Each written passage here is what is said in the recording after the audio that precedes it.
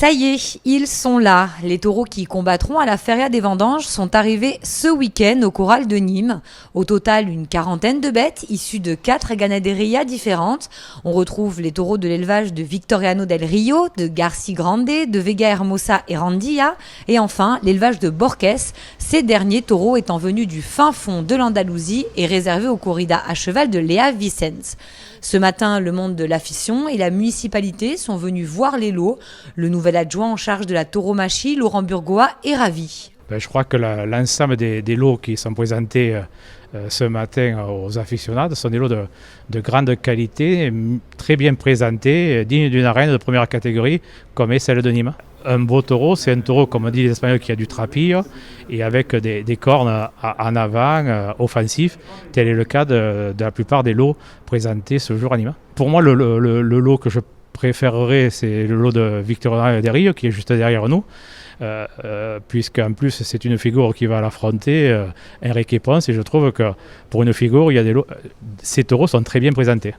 Présente aussi l'élu communiste et membre de la commission taurine de Nîmes, Sylvette Fayet. Quand on voit les taureaux au corral, moi je vois une bonne présentation, mais vous savez, les taureaux, je les juge après dans l'arène, comment ils vont se comporter à la pique, comment les toreros et les taureaux vont se rencontrer, parce que la corrida c'est une rencontre, et ça c'est pas écrit d'avance. La crise sanitaire est malheureusement toujours présente. Le monde taurin, les élus et le public devront faire avec, s'adapter, ce qui n'est pas toujours évident. C'est des conditions particulières, il n'y aura pas la fête. C'est clair, les gens vont venir à la corrida, puis on ne traînera pas dans la rue, parce que voir une corrida avec un masque, oui, c'est des conditions tout à fait particulières.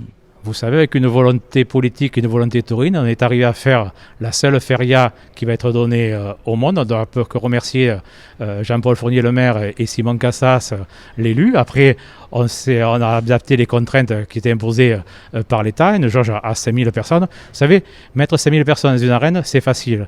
C'est plus compliqué après de gérer 5000 personnes à l'extérieur des arènes. Mais dans l'arène, c'est facile.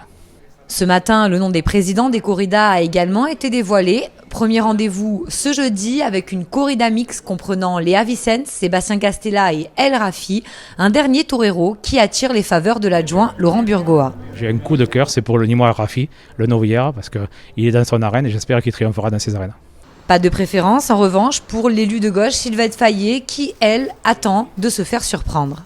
Je suis prête à attendre de chacun ce qu'il pourra donner. Pour moi, la tauromachie, c'est toujours quelque chose qui redémarre à une corrida à zéro. J'attends tout, et j'attends un événement, j'attends une rencontre, j'attends une émotion. Et ça, c'est pas écrit pour moi d'avance. Je vais peut-être choquer les non-aficionados, mais c'est une grande histoire d'amour. Et dans une histoire d'amour, il faut être deux, et il faut pouvoir se rencontrer. J'espère que cette rencontre aura lieu et que nous aurons une grande émotion. Je le souhaite. Malgré les masques, malgré la pluie qui est peut-être annoncée, je ne sais pas, beaucoup d'incertitudes.